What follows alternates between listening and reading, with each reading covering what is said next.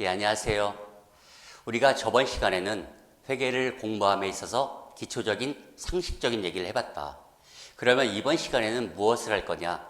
1장부터 나가기 전에 1장부터 12장까지 우리는 무엇을 배울 것인가? 즉, 전체적인 큰 그림을 그려보도록 하겠습니다. 회계가 뭐냐? 회계는 가계부를 쓰는 겁니다. 즉, 가계부를 써서 이거를 요약하는 겁니다. 그래서 두 개의 보고서를 만든다. 즉, 가장 중요한 재무상태표와 포괄손익계산서라고 하는 두 개의 보고서를 만드는 겁니다.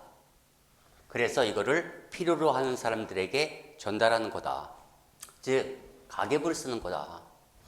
우리가 어렸을 때, 초등학교 때 현금 출납장, 그거라고 생각하면 되겠습니다.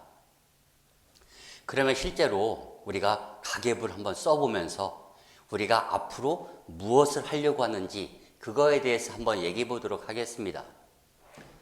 김 씨의 가계부를 쓰는 겁니다. 날짜, 적요. 적요가 뭐죠? 적절하게 요약한다는 뜻입니다. 즉, 중요한 내용을 적절하게 요약한다.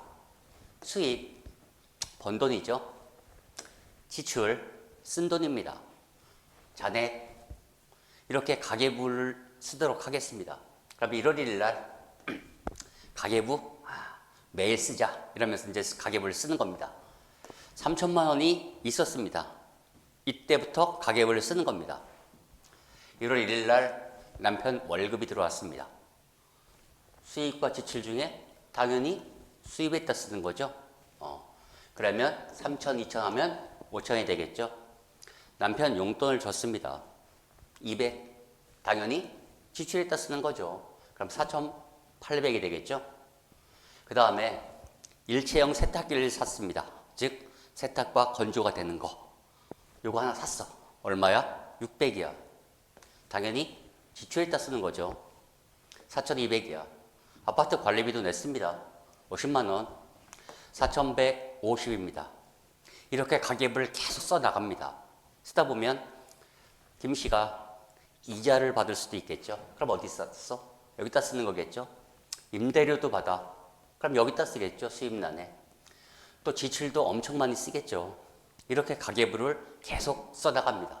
그래서 1월 30일까지 가계부를 써다 보니까 4,320이 남은 겁니다. 그런데 1월 31일 날 가족들이 다 외식하러 갔어. 외식하러 갔는데 다 식사를 하려고 했는데 돈이 없는 거야.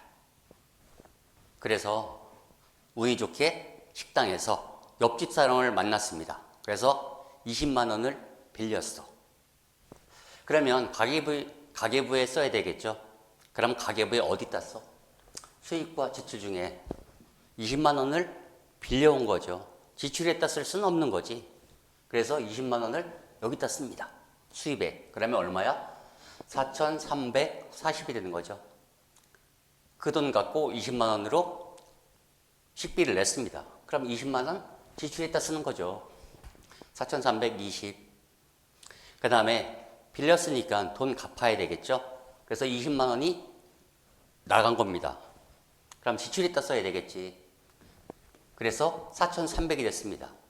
즉, 가계부를 쭉 쓰다 보니까 1월 1일 날 3천만 원으로 가계부를 쓰기 시작했는데 수입란이 쭉 있고 지출란이 쭉 있고 그래서 우리가 한 달 동안 버는 거 수입 보면 3천만 원이고 한 달 동안 쓴 돈 1,700만 원이고 그래서 1월 31일 날 4,300이 된 겁니다. 이렇게 가계부를 썼어. 그러면 이렇게 가계부를 쓰는 거 이거를 뭐라고 하느냐? 북이라고 하는 겁니다. 우리 장부에다가 가계부 썼죠. 이걸 북이라고 하는 거야. 영어로 북키핑입니다. 북기. 요거를 음을 갖다 쓴 겁니다. 이렇게 장부에 기록을 했다면 우리가 이제 두 개의 보고서를 만들 수 있습니다. 즉 1월 31일이 되면 우리는 두 개의 보고서를 만들 수 있다. 결론적으로. 첫 번째는 너 지금까지 얼마 벌었니? 즉, 너 김씨 1월 1일부터 1월 31일까지 얼마 벌었니? 이런 보고서 하나 쓸 수 있습니다. 즉, 1월 1일부터 1월 30일까지 1월 1일부터 1월 30일까지 이 사이에 수입 지출 보고서 1월 1일부터 1월 31일까지 번 돈은 3천이고 그리고 지출된 거는 1,700이고 그래서 순수하게 번 돈은 1,300이야. 이런 보고서 하나 만들 수 있겠죠. 또 그러니까 너무 추상적이야. 구체적으로 좀 얘기해줘. 이런 얘기 할 수 있습니다. 그러면 3천만 원을 벌었는데 구체적으로 보면 번 돈이 3천이야. 구체적으로 세부 항목을 보니까 남편 월급이 2천만 원이고 이자도 받았고 임대료도 받았고 그래서 총 3천 벌은 거야. 총 쓴 돈이 1,700인데 세세하게 보니까 거기 용돈도 있고 아파트 관리비도 있고 쭉 해서 1,700만 원을 쓴 거야. 그래서 나는 한 달 동안 순수하게 번 돈이 1,300이야. 이런 보고서 하나를 만들 수 있겠죠. 두 번째는 이런 보고서도 만들 수 있습니다. 너 지금 얼마 있니? 즉, 우리가 1월 1일부터 1월 1일 날 현금이 얼마 있었죠? 3천이 있었다고. 즉, 1월 1일 날 현금 보유액이 김씨는 현금이 3천이 있었던 겁니다. 그리고 1월 31일 날 현금이 3,100이 있었어. 즉, 1월 1일 날 3천이 있었고 현금이 계속 증가 감소하면서 1월 31일 날 3천이 있어. 4,300이 있어. 이렇게 이런 보고서와 이런 보고서 두 개를 만들 수 있다. 지금까지는 뭐야? 상식적인 얘기 한 겁니다. 그런데 우리가 애플이나 삼성 이렇게 거대한 기업을 이런 형태로 가계부를 쓸 수 있느냐? 이런 경우에는 약간 문제점이 있습니다. 첫 번째 문제점이 뭐가 있느냐? 차이점에 대해서는 파란색으로 쓰겠습니다. 이거는 중요해서 쓰는 게 아니라 구분하기 위해서 쓰는 겁니다. 첫 번째, 지출에서 1,700만 원 썼죠. 왜 이렇게 많이 쓴 거야? 이렇게 보니까 여기에 있습니다. 여기 일체형 세탁기 여기 600만 원 썼죠. 다른 비용들 같은 경우 다른 쓴 돈은 매달 발생하는 그런 비용인데 요거는 쓴 성격이 좀 다르죠. 왜? 요거는 최소한 5년 쓴다고 하겠습니다. 5년이면 60개월이죠. 그러면 한 달에 10만 원씩 쓴 거 아니야. 근데 이번 달에 600만 원이라고 쓴 거 조금 이상하지 않습니까? 약간 문제점이 있어. 두 번째, 요거 옆집에서 20만 원을 빌려왔습니다. 이 돈 내가 진짜로 번 돈이야? 아니지. 빌려온 거잖아. 그리고 여기에 빌린 돈을 갚았습니다. 빚을 갚은 거죠. 그런데 이거 진짜 지출이야? 이것도 조금 애매하죠. 이런 형태로 가계부를 쓰면 안 된다. 그래서 그러면 이런 형태로 가계부를 쓰자. 수입이라는 용어를 쓰지 말고 수익이라는 용어를 쓰자. 번 돈인 겁니다. 지출이라는 용어를 쓰지 말자. 비용이라고 쓰자. 순수하게 번 돈? 이렇게 쓰지 말고 순이익이라고 하자.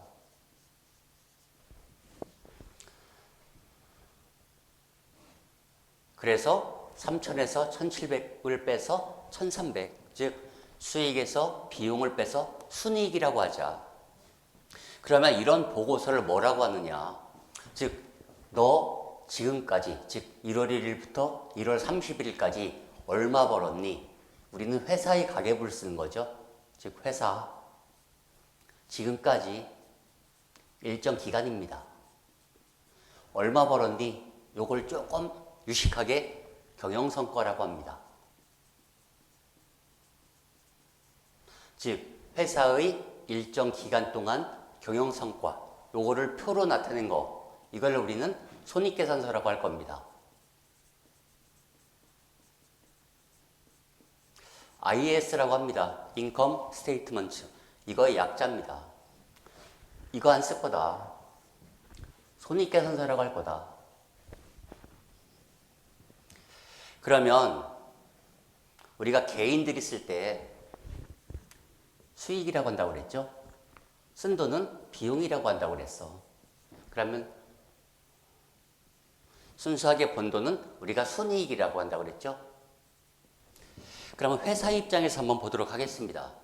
회사 입장에서 번 돈, 수익은 뭐가 있을까? 물건 팔으면 당연히 번 돈이죠. 이자를 받았어. 당연히 번 돈입니다. 임대를 받았어. 당연히 번 돈이야. 이런 세부 항목들이 있겠죠. 이게 한 1,000억이라고 하겠습니다. 쓴 돈이 있겠죠. 회사 입장에서. 그러면 물건을 팔게 되면 물건에 대한 원가가 있을 거야. 당연히 쓴 돈이야. 직원들에게 월급도 주게 되죠. 급여가 있을 수 있고 뭐 전기세도 있을 수 있고 수많은 비용을 쓰게 되죠. 이게 한 800억이라고 하겠습니다. 그럼 순수하게 번 돈은 뭐라고 하는 거야? 순이익이라고 한다고 그랬죠. 즉 우리는 이런 보고서 하나를 만들 수 있습니다. 이걸 뭐라고 했지? IS, 즉 포괄 손익계산서. 이런 계산 보고서를 하나 만드는 겁니다. 두 번째, 또 문제가 있습니다. 여기서 너 지금 얼마 있니? 나 지금 현금 3,000이 있어. 그런데 1월 31일 날 4,300이 됐어. 이런 거 이렇게 얘기했을 때 문제점이 뭐냐? 김 씨가 이런 형태로 가계부 쓴다고 했죠. 근데 만약에 3,000 갖고 쭉 써서 4,300이 됐지. 근데 만약에 B라는 사람이 있다고 얘기해 보도록 하겠습니다. 근데 B는 1월 1일 날 1억 있었던 거야. 근데 수익과 지출이 똑같다고 한번 가정을 하겠습니다. B도 3,000을 벌고 1,700을 썼어. 그러면 얼마죠? 여기가 7,000이 늘어나니까 여기도 7,000이 늘어나겠죠? 그러면 1억 1,300이 있는 거야. 즉 B라고 하는 사람은 1월 1일 날 1억 갖고 가계부를 쓰기 시작해서 3,000을 벌고 1,700을 써서 1월 31일 날 1억 1,300이 있는 거죠. 그러면 김 씨하고 B 씨를 봤을 때 누가 더 부자야? 김 씨라고 얘기할 수 있나? 안 됩니다. 왜? 1억이 있는데 이 사람은 빚이 9,900이야. 이럴 수 있잖아. 현금 출납장에서는 빚이 나타나지 않는다고. 그러니까 B라는 사람이 더 부자라고 얘기할 수 없습니다. 그러면 보고서를 여기서 현금이 얼마냐? 그러면 B는 1억 갖고 쓴 거죠. 여기 1억 1,300이야. 그런데 빚은 엄청나게 많은 사람이죠. 즉, 이 사람이 더 B가 부자라고 얘기할 수 없다고. 이런 형태로 가계부 쓰면 문제가 생긴다고. 그러면 어떻게 가계부를 쓸 것이냐? 현금만 하지 말자. 현금만 하지 말자. 김 씨의 총 재산이 얼마인지. 너, 김 씨, 총 재산이 얼마야? 나 1,000억. 그 중에서 빚은 얼마가 있는데 총 재산이 얼마야? 나 1월 31일 날 보니까 총 재산이 1,000억이야. 그 중에서 빚은 30억이 있고 순수하게 내 돈은 970억이야. 이럴 수 있는 거죠.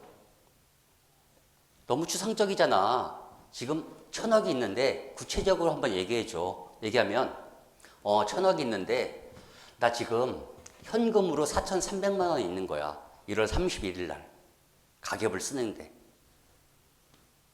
그리고 예금으로 100억이 있고 아파트로 500억 있어. 그래서 1,000억이 있는 거라고. 그러면 당연히 이 사람은 엄청 부자인 거죠. 현금 출납장으로만으로 얘기하면 이 사람은 별로 부자가 아니잖아. 그런데 총 재산이 얼마인지 이 재산의 세부 내역을 보니까 되게 부자인 거잖아. 너 빚이 얼마야? 나 빚 30억이 있어. 30억의 구체적인 세부 내역은 어떻게 되는데? 빚은 은행에 20억 정도 있고, 그리고 친구한테 10억 정도 있어. 그러면 순수한 네 돈은 얼마야? 나 970억이야. 즉, 내 돈이 970억이 있는데, 빚이 30억이 있어. 그래서 나는 총 1,000억이 있어. 나 1,000억이 있는데 그 중에서 빚은 30억이고 순수하게 내 돈은 970억이야. 이렇게 얘기할 수 있는 거죠. 즉 순수하게 내 돈은 970억이라고 했는데 이거 세부 내용은 어떻게 된 거야? 물어보면 세부 내용은 아버지한테 969억 받은 거야. 그리고 내가 1억 벌은 거야. 이렇게 얘기할 수 있겠죠. 즉 1월 31일 이 시점에 너 지금 얼마 있니? 즉 얘기할 때 현금만 얘기하지 말자. 이때 1월 31일 날 총 자산이 얼마인지, 1월 31일 날 부채가 얼마인지, 1월 31일 날 순자산이 얼마인지 이거를 모두 얘기해 주자. 그러면 이 사람이 부자인지 안 부자인지 바로 알 수 있겠죠. 즉 자산과 부채와 자본을 순수한 내 돈을 모두 표시하는 방법으로 하는 게 이 사람이 재무 상태를 알 수 있는 거죠. 이렇게 너 지금 얼마 있니? 즉 회사의 지금 일정 시점이 되겠죠. 얼마 있니? 우리는 이거를 재무 상태라고 할 겁니다. 회사의 일정 시점에 얼마 있는지 우리는 이거를 재무 상태표라고 할 거다. 약자로 BS입니다. 밸런스 시트입니다. 그러면 회사 입장에서 보는 겁니다. 그러면 회사 입장에서 보면 회사 너 지금 1월 31일 날 얼마 있니? 그러면 세부 내역으로는 현금 예금이 있을 수 있지. 즉 총 자산으로 현금 예금이 있고 상품 제품도 있고 토지 건물 이런 것도 있고 총 재산이 이만큼 있어. 빚도 은행빚도 있고 거래처 외상값도 있고 사채도 있어. 이게 빚이죠. 순수한 내 돈은 이만큼이야. 주식을 발행해서 조달된 자금도 있고 내가 장사해서 버는 돈도 있고 즉 이런 형태의 보고서를 하나 만들 수 있습니다. 이게 두 번째 보고서가 되겠죠. 이게 BS가 되는 겁니다. 즉 우리는 결론을 뭐를 할 것이냐. 우리는 이렇게 수익과 비용을 차감해서 순이익이라고 하는 너 지금까지 얼마 벌었니? 이런 보고서 하나 만들 거고 특정 시점에 너 지금 얼마 있니? 나는 지금 총 재산이 얼마 있고 빚이 얼마 있고 순수하게 내 돈은 얼마 있어. 이런 보고서를 하나 만들 겁니다. 그러면 여기서 한번 보겠습니다. 수익과 지출이라는 거 이런 거 안 쓴다고 그랬죠? 뭐 쓴다고 그랬지? 수익과 비용이라고 쓴다고 그랬어.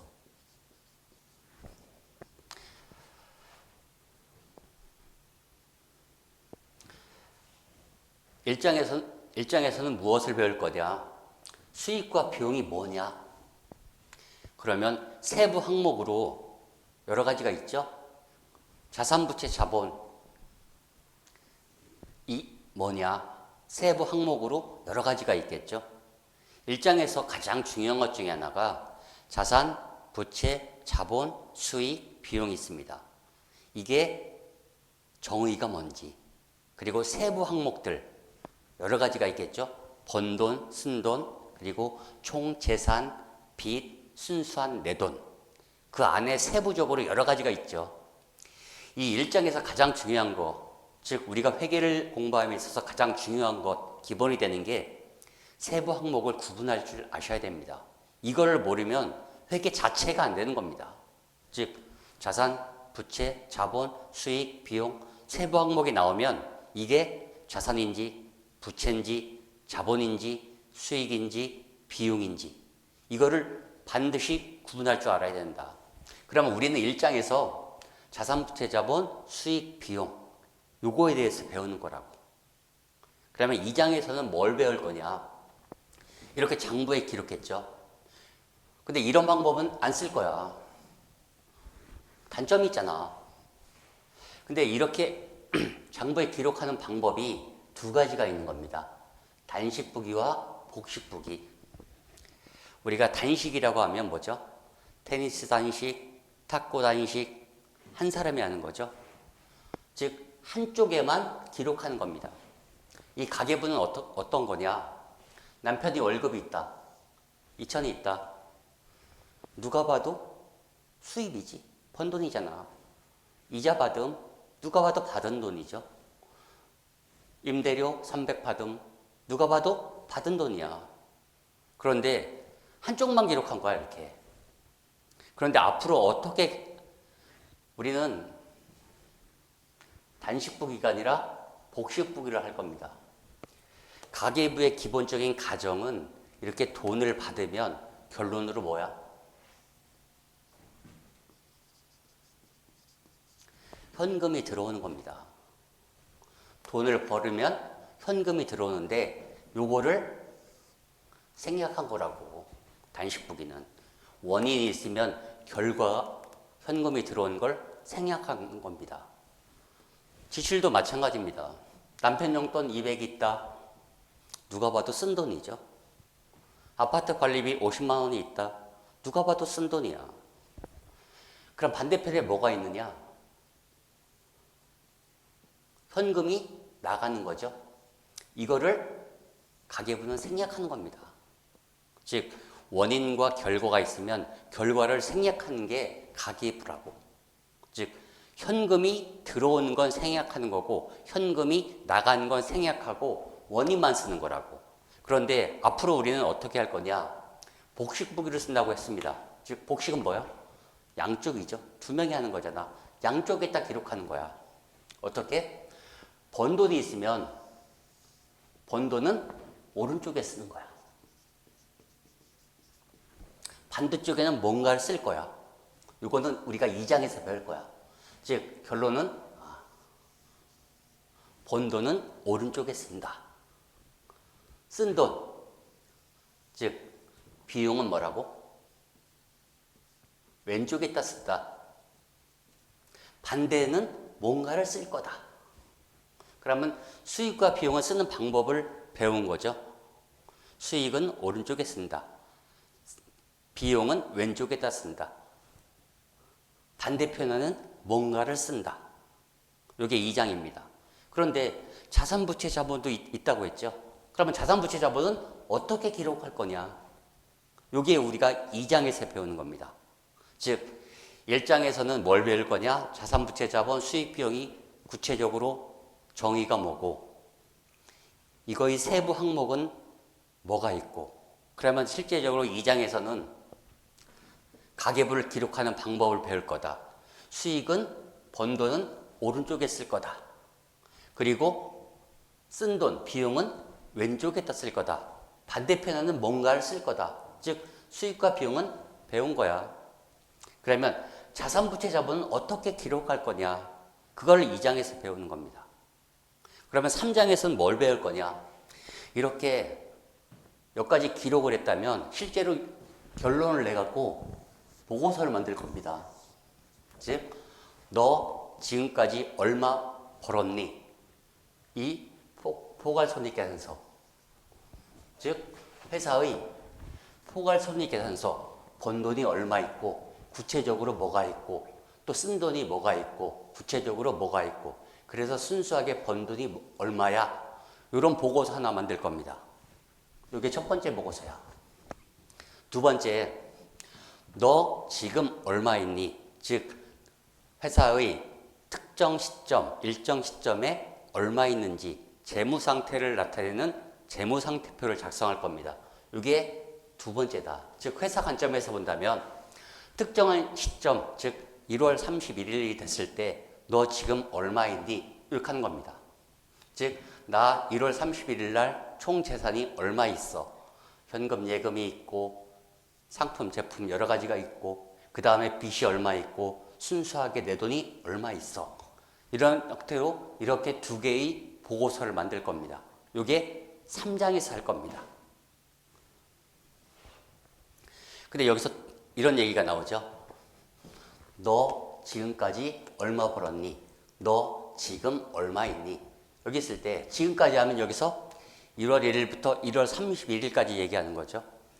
지금 특정 시점이면 1월 31일 날 얼마 있는지 1월 1일 날 얼마 있는지 그러면 지금까지와 지금을 한번 알아보도록 하겠습니다. 우리가 가계부 쓰는 기간, 즉 이익을 계산하는 기간을 우리는 회계기간이라고 하는 겁니다. 우리 가계부 쓸 때 얼마의 기간으로 했죠? 1월 1일부터 1월 31일까지 한 달을 대상으로 했죠.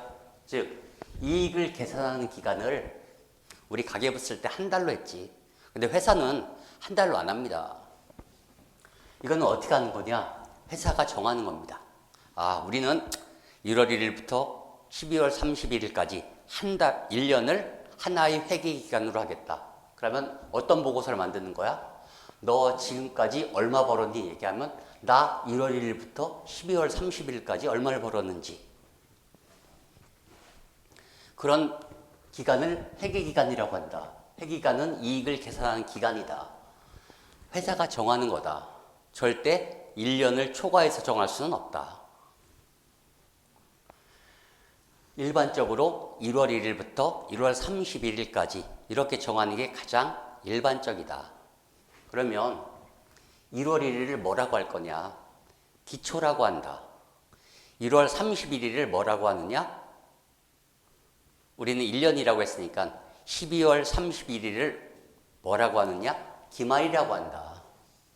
똑같은 얘기다. 회계기간 말, 보고기간 말, 보고기간 종료일 다 똑같은 얘기입니다. 그러면 올해의 이익을 계산한다고 했을 때 올해가 2024년도라고 하겠습니다. 그러면 여기가 1월 1일이 기초가 되겠죠. 12월 31일은 기말이 될 겁니다. 이익을 계산하는 올해 이걸 우리는 당기라고 한다. 전년도가 있을 수 있겠죠. 이걸 우리는 전기라고 한다. 2023년도를. 그리고 내년도를 뭐라고 한다? 차기라고 한다. 올해 당기 24년도에 6월 30일까지 이 기간을 우리는 1월 1일부터 6월 31일까지를 상반기라고 하는 겁니다. 그리고 7월 1일부터 12월 31일까지 이 기간을 우리는 하반기라고 한다. 그리고 3월 31일까지, 즉 1월 1일부터 1월 31일까지 이걸 1사분기, 4월 1일부터 6월 30일까지 이 기간을 2사분기, 그리고 7월 1일부터 9월 30일까지 요거를 우리는 3사분기, 그리고 12월 31일까지를 뭐라고 한다? 4사분기라고 하는 겁니다. 여기서 약간 좀 주의해야 될 게 2024년도 기초하고 2023년도 기말, 즉 2023년도 기말은 언제죠? 23년도 12월 31일이 되겠지. 그리고 2024년도 1월 1일은 단기 초, 이거는 단기 말, 전기 말이 되겠죠. 이거는 같은 겁니다. 하루 차이가 나는데요.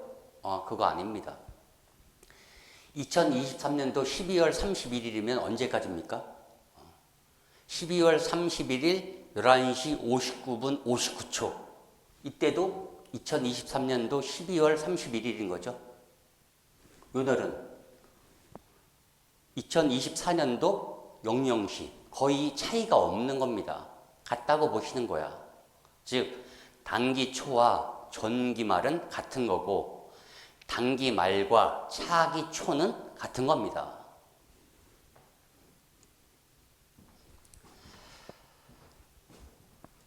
그러면 3장까지 이렇게 보고서를 만드는 걸 배운다고 했죠. 그러면 4장에서는 뭐를 배울 거냐? 4장에서는 요걸 배울 겁니다. 손익계산서. 우리가 보고서를 쓸 때 나라에서 양식을 딱 정해놨습니다. 너 지금까지 얼마 벌었니? 할 때 포괄 손익계산서는 이런 양식에 맞춰서 작성해 라고 양식을 만들어 놨습니다. 우리는 4장에서 이 손익계산서에 대해서 배울 겁니다. 즉 뭐가 있죠? 우리가 번 돈 하면 뭐 물건판 매출액도 있고 이자, 임대료 이런 거에 대해서 자세하게 배울 겁니다. 그럼 5장에서는 뭘 배울 거냐? 우리가 보고서는 양식이 정해져 있다고 했죠. 너 지금 얼마 있니? 이 재무상태표도 양식이 정해져 있습니다. 즉 우리는 5장에서 이걸 배울 겁니다. 5장에서 자산, 부채, 자본 이 세 개의 재무상태표가 포맷이 어떻게 되어 있는지 그리고 약간 회계의 이론 이것을 5장에서 배울 거다. 그러면 6장부터 12장까지는 뭘 배울 거냐? 6장에서는 6장부터 10장까지는 요 총 재산인 자산에 대해서 배울 겁니다. 자산을 사왔을 때, 그리고 12월 30일 날 갖고 있을 때, 그리고 그것을 처분했을 때 어떻게 장부에 기록할 것이냐, 그거를 배우는 겁니다. 그리고 11장에서는 부채, 이 빚에 대해서 배우는 겁니다. 즉 6장부터 10장까지는 자산에 대해서 배울 거고 11장은 부채에 대해서 배울 겁니다. 그리고 12장은 순수한 내돈인 자본에 대해서 배울 겁니다. 아시겠죠? 예. 이게 전체적으로 회계의 인트로 되겠습니다. 우리가 앞으로 뭘 배워 나갈 것인가 이거에 대한 얘기입니다. 예. 이제 1장부터 강의를 해보도록 하겠습니다. 1장입니다. 회계의 기초이론이다. 그러면 회계가 무엇이냐? 많이 했죠. 회계는 가계부를 써서 이거를 요약합니다. 그런 다음에 표준화된 양식의 보고서를 만듭니다. 우리는 이걸 뭐라고 한다? 재무제표라고 한다. 여기서 재무가 돈이란 뜻입니다. 재가 여러 개란 뜻이야. 돈에 대한 여러 가지 표를 만드는 겁니다. 이걸 우리는 FS, Financial Statement라고 합니다. FS. 그러면 회사가 이런 보고서를 만드는 다음에 이것을 필요로 하는 사람들에게 전달하는 거. 이걸 우리는 회계라고 했다. 전달하는 방법은 특별한 방법이 없습니다. 그냥 신문에 내거나 전자공시 시스템, 다트에 올리면 되는 겁니다. 즉 회계는 가계부 써서 재무제표 만들어서 전달하는 거다. 너무 없어 보이죠? 그래서 미국 학회에서 회계를 다음과 같이 정의하고 있습니다. 회계는 정보를 전달하는 거다. 정보를 전달하는 겁니다. 그럼 정보가 뭐야? 그냥 알고 있는 걸 전달한다. 이렇게 생각하면 되겠습니다. 그러면 전달한다. 누가 누구에게 전달하는 거죠? 누가 전달하는 거야? 회사가 전달하는 겁니다. 회사, 기업, 기업 실체 다 똑같은 표현입니다. 회사가 정보를 전달합니다. 그러면 이 정보를 이용하는 사람들이 있겠죠? 우리는 이런 사람들을 정보 이용자라고 한다. 즉 정보 이용자는 회사의 바깥에 있느냐, 회사의 안쪽에 있느냐 이렇게 구분하기도 하고 회사의 정보에 쉽게 접근할 수 있느냐 아니면 회사의 정보에 쉽게 접근할 수 없느냐, 회사의 내부에 있느냐 외부에 있느냐로 구분할 수도 있고 정보의 접근 가능성에 따라서 구분할 수도 있습니다. 그냥 회사의 바깥에 있으면 외부 정보 이용자, 회사의 내부에 있으면 내부 정보 이용자라고 하겠습니다. 그러면 외부 정보 이용자, 회사 바깥에 있는 사람은 누가 있겠죠? 대표적으로 투자자입니다. 투자자들은 두 가지가 있죠. 주주와 사채권자. 회사가 주식을 발행하면 그 주식을 산 사람이 주주라고 했습니다. 회사가 사채를 발행했습니다. 그러면 사채를 산 사람은 사채권자라고 합니다. 즉 투자자는 주주와 사채권자 있는데 이 사람들은 회사에 직접적으로 돈을 낸 사람들입니다. 채권자가 있습니다. 채권자가 대표적으로 은행이죠. 은행이 돈을 빌려줬지. 그러면 회사의 정보를 요구하게 됩니다. 종업원도 있습니다. 고객도 있습니다. 회사의 외부 정보 이용자들은 이렇게 다양한 사람들이 있습니다. 그리고 내부 정보 이용자들은 경영자가 있다. 이렇게 외부 정보 이용자와 내부 정보 이용자들은 자신의 이익을 극대화하기 위해서 의사결정을 해야 됩니다. 이 의사결정을 하기 위해서는 우리가 정보가 필요하겠죠. 대표적으로 투자자, 주주. 이 주주들은 내가 주식을 팔 것인가 살 것인가 이런 의사결정을 해야 됩니다. 아니면 내가 주식을 가지고 있다면 더 살 것인가 지금 팔아버릴 것인가 이런 의사결정을 해야 돼. 사채권자도 마찬가지입니다. 사채권자도 내가 사채를 가지고 있다면 지금 사채를 더 살 것인가 아니면 사채를 지금 채권 시장에 팔아버릴 것인가 이런 의사결정을 한다고. 자기의 이익을 극대화하기 위해서 의사결정을 해야 된다고. 종업원도 마찬가지입니다. 아, 회사가 망할 것 같아. 그러면 당장 나가야 되겠죠. 퇴직금이라도 받아야 될 거 아니야. 그러기 위해서는 의사결정을 해야 된다고. 급여는 잘 줄까? 퇴직금은 잘 줄까? 그러면 내가 회사를 계속 다녀야 될까? 미래의 성장 가능성은 있나? 그래서 회사를 계속 다녀야 되나? 이런 의사결정을 해야 된다고. 그러기 위해서는 회사의 정보가 필요합니다. 또 고객도 마찬가지죠.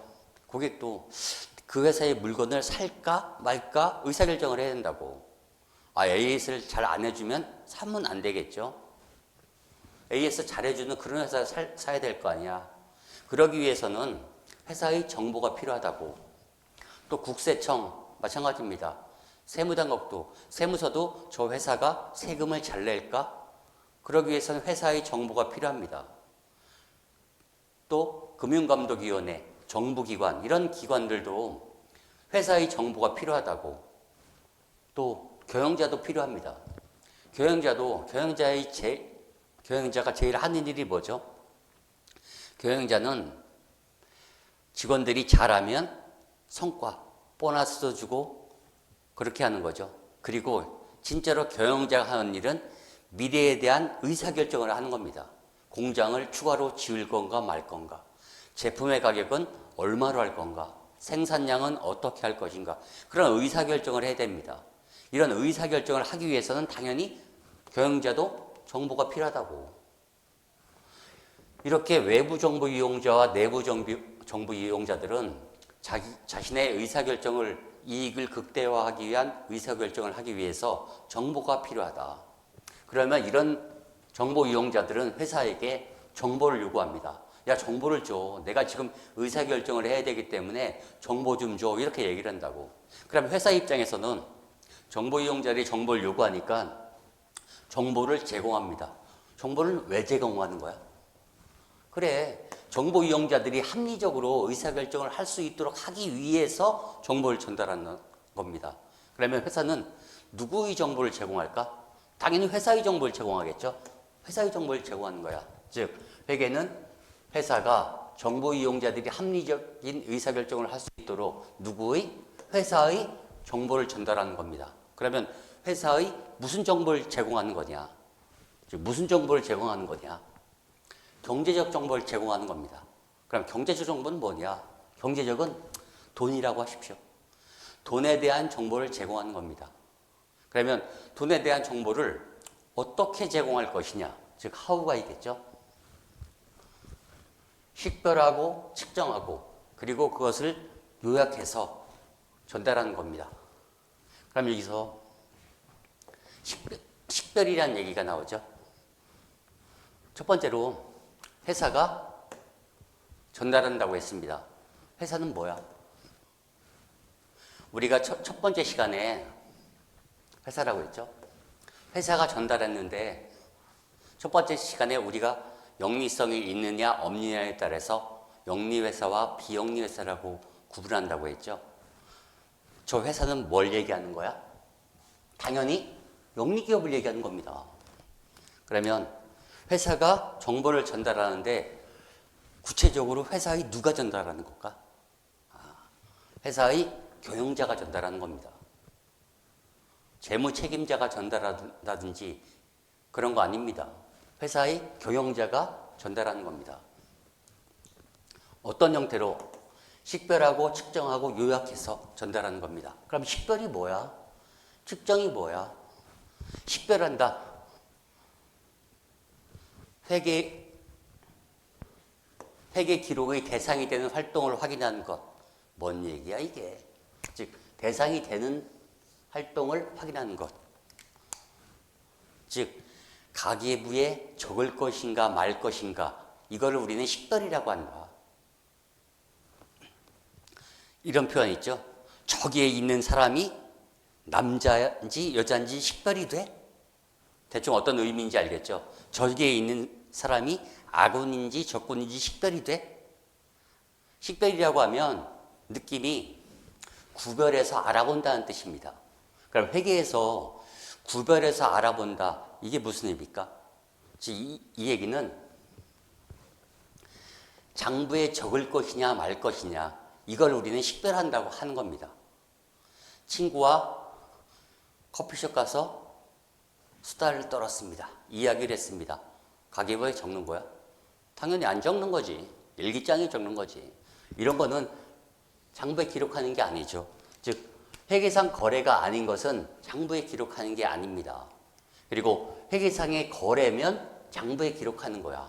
장부에 기록하는 걸 우리가 부기라고 한다고 했죠. 장부에 기록한다고 하면 금액을 얼마로 기록할 것인가 이걸 결정해야 되겠죠. 이걸 우리는 측정이라고 한다고. 그러면 식별과 측정이라고 한다면 식별이라고 하는 것은 가계부에 적을 것인가 말 것인가 구별해서 알아본다. 그러면 장부에 기록하지 말 것은 회계상 거래가 아니면 기록하지 않은 거고 회계상 거래이면 당연히 장부에 기록한다. 그럼 회계상 거래는 뭐냐? 회계상 거래가 아닌 건 뭐냐? 이거는 2장에서 배울 겁니다. 자산부채 자본의 변동을 초래하고 그 금액을 합리적으로 추정할 수 있다. 그러면 거래입니다. 그러면 장부에 기록하는 겁니다. 자산부채 자본의 변동 그런 거 없고 금액도 합리적으로 추정할 수 없어. 이런 거 당연히 회계상 거래가 아닙니다. 그런 건 장부에 적는 거 아니죠. 우리는 장부에 적어서 보고서를 만들었기 때문에 장부에 적지 않는 거 이런 거는 고려할 필요가 없는 거겠죠. 장부에 적어서 금액으로 얼마를 할 것인가 이거를 우리는 식별과 측정이라고 하는 겁니다.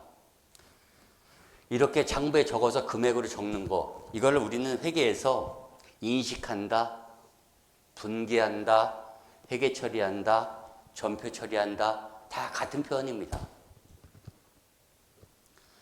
이렇게 인식하고 측정해갖고 정보를 전달합니다. 그러면 정보는 어떤 형태로 전달할 것이냐, 말로 할 것이냐, 공장을 견역시킬 것이냐 여러 가지가 있겠죠. 정보를 전달하는 방법은. 그런 거 필요 없다. 보고서를 만들어서 전달해라. 즉 보고서를 만들어서 전달해라. 그런데 정보 이용자들은 상당히 다양합니다. 투자자, 채권자, 종업원, 고객, 경영자 상당히 여러 사람들이 있습니다. 이러한 사람들은 정보가 다 요구하는 정보가 다 다르겠죠. 주주들은 주식에 대한 정보를 자세하게 전달해 주면 좋겠죠. 채권자들은 뭐야? 저 회사가 돈을 잘 갚을 수 있을까? 이런 정보를 전달해 주면 좋을 것 같고 고객은 저 회사가 ASN 잘해주는 회사가 튼튼한 회사인가? 즉 정보 이용자들은 다양한 정보를 요구하기 때문에 회사 입장에서 보면 어떤 정보를 제공해야 할 것인가 이런 게 약간 문제가 될 수 있습니다. 그래서 나라에서 정해놨다. 즉 공통적으로 요구하는 정보를 제공해. 그리고 포맷, 즉 양식을 딱 만들어 놨습니다. 공통적으로 요구하는 정보를 포맷으로 딱 만들어 놨다고. 그런 정보를 제공하는 겁니다. 그러면 어떤 형태로 하냐? 보고서 형태로 제공하는 겁니다.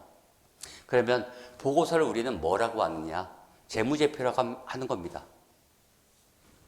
돈에 대한 여러 가지 표다. Financial Statement, FS라고 표시합니다. 이거는 5가지가 있습니다. 재무상태표, 너 지금 얼마 있니? 포괄손익계산서, 너 지금까지 얼마 벌었니? 자본변동표, 너 지금까지 1월 1일부터 12월 31일까지 자본이 어떻게 변했니? 현금흐름표, 너 1월 1일부터 12월 31일까지 영업활동, 투자활동, 재무활동을 해서 현금이 어떻게 변했니? 그리고 주석이 있습니다. 주석은 세부 설명서라고 생각하면 되겠습니다. 이거 한번 볼까요? 우리 책에 보다 보면 이렇게 내용이 있고 밑에 주일 이렇게 써 있는 거 있죠? 그 다음에 이 밑에다가 주일하고 설명이 이렇게 써 있는 거 있지? 우리는 이거를 뭐라고 한다? 주기라고 하는 겁니다. 주기. 이거는 재무제표야? 이거 재무제표 아닙니다. 영어로 footnote야. 발 밑에다 적는 거야, 여기다. 근데 주석은 뭐냐? 여기다 이렇게 주일 이렇게 한 다음에 맨 뒤에다가 적는 겁니다. 부속 설명을. 맨 뒤에 설명서라고 생각하면 되겠습니다. 요 주석까지 재무제표다. 그럼 재무제표 아닌 게 뭐가 있습니까? 이의여금처분계산서, 제조원가 명세서, 뭐 주기 이런 거 다 재무제표가 아닙니다.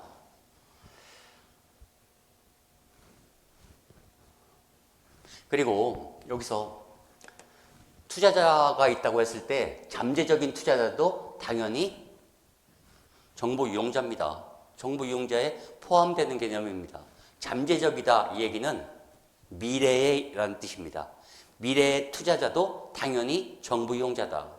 즉 내가 지금 주식이나 사채를 사고 있지 않다고 하더라도 내가 미래에 주식을 살 건지 말 건지 의사결정을 하기 위해서는 회계 정보가 필요하다고. 사채권자도 마찬가지입니다. 회사의 사채를 살려고 하는 사람들도 회사의 정보가 당연히 필요한 겁니다. 그렇기 때문에 이런 잠재적 투자자도 정보 이용자에 해당하는 겁니다. 이게 회계의 정의입니다. 그러면 우리가 보고서를 만들 때 제일 중요한 게 재무상태표와 포괄손익계산서라고 했습니다. 그러면 다음 절에서는 재무상태표와 포괄손익계산서 1장 핵심입니다. 그거에 대해서 한번 배워보도록 하겠습니다. 예, 그러면 책을 보도록 하겠습니다. 예, 1장 회계의 기초이론입니다. 회계의 정의와 정보 이용자. 4번째 줄입니다. 가계부는 개인의 재산 변화를 관리하고 그 결과를 보기 편하도록 정리해서 개인이 경제적 의사결정을 할 수 있도록 체계화한 것이다. 즉 가계부는 가장 단순한 형태의 회계이다. 밑에 회계의 정의를 보겠습니다. 회계는 기업 실체가 정보 이용자들이 합리적인 판단이나 경제적인 의사결정을 할 수 있도록 기업 실체에 관한 유용한 경제적 정보를 식별, 측정, 전달하는 과정이다. 기업 실체라고 하면 영리 기업을 기업 실체로 간주한다. 기업 실체에 관한 유용한 경제적 정보를 제공한다. 여기서 경제적 정보라고 하는 것은 돈에 대한 정보라고 했습니다. 다음 장 11장입니다. 식별이란 기업이 여러 가지 활동 중에서 회계 기록의 대상이 되는 활동을 확인하는 것을 말한다.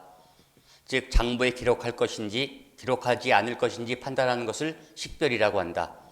회계상 거래에 해당하면 장부에 기록하는 것이고 회계상 거래에 해당하지 않으면 장부에 기록하지 않는 것이다. 측정이라고 하면 구체적으로 화폐 금액을 부여하는 과정이다. 이렇게 식별하고 측정한 정보를 요약해서 표준화된 양식의 재무보고서, 즉 재무제표를 작성한다.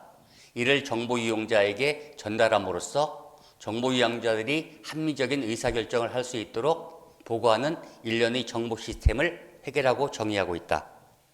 밑에 보겠습니다. 밑에 각주 한번 보겠습니다. 회계 기록의 대상이 되는 사건을 식별하고 그리고 측정해서 장부에 기록하는 것을 인식이라고 한다. 인식은 분계, 회계 처리, 전표 처리와 동일한 표현이다. 다음 장 보도록 하겠습니다. 정보 이용자다. 회계정보 이용자. 회계정보 이용자는 첫 줄입니다. 기업의 내부 또는 외부에 있느냐에 따라 외부 정보 이용자와 내부 정보 이용자로 나눌 수 있다. 이러한 회계 정보 이용자들은 자신의 이익을 극대화하기 위한 의사결정을 하기 위해 회계 정보를 필요로 한다. 투자자 있습니다. 투자자는 주주와 사채권자가 있다고 했습니다. 이 사람들은 모두 투자자는 현재의 투자자뿐만이 아니라 기업이 발행한 주식이나 회사채를 투자할 의사를 갖고 있는 잠재적 투자자도 포함한다. 채권자 밑에 특별한 건 없습니다. 밑에 일반 대중 시민단체 여기 한번 보도록 하겠습니다. 일반 대중과 시민단체 등도 기업에 관심을 갖고 있으며 현재 이해관계를 갖고 있지 않더라도 미래에 이해관계를 가질 가능성이 있는 잠재적 투자자에 해당한다. 즉 대중도 잠재적 투자자에 해당한다는 얘기입니다. 즉 회계정보 이용자는 사회 전체다. 재무제표는 누가 작성한다? 경영자가 작성한다. 즉 경영자는 회계정보를 필요로 하는, 요구하는 수요자인 동시에 경영자가 재무제표를 전달한다고 그랬죠. 즉 경영자는 공급자이기도 하다. 이게 회계의 정의입니다. 밑에 회계정보 이용자들이 모두 다 읽겠습니다.